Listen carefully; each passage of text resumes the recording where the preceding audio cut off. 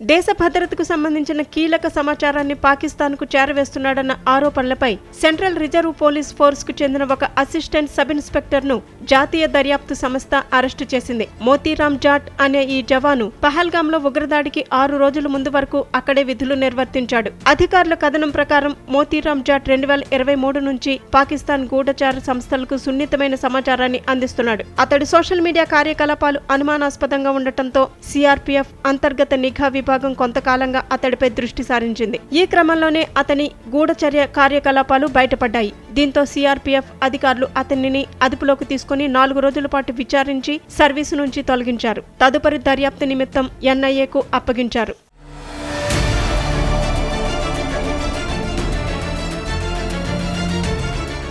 Motiram Jat social media వేదికగా పాకిస్తానీ హ్యాండర్లతో నిరంతరం సంప్రదింపులు జరిపినట్లు ఎన్ఐఏ ప్రాథమిక విచారణలో తేలింది. ఈ గూఢచర్యం ద్వారా అతడు లక్షల రూపాయల మొత్తాన్ని అందుకున్నాడని, ఆ డబ్బును తన భార్య బ్యాంకు ఖాతాకు బదిలీ చేసుకున్నట్టు అధికారులు తెలిపారు. మన సైనిక బలగాల రహస్య ఆపరేషన్లు, వ్యూహాత్మక ప్రాంతాల్లో భద్రతా దళాల మోహరింపు వంటి అత్యంత కీలకమైన సమాచారాన్ని అతడు పాకిస్తాన్కు చేరవేసినట్లు ప్రాథమికంగా నిర్ధారించారు.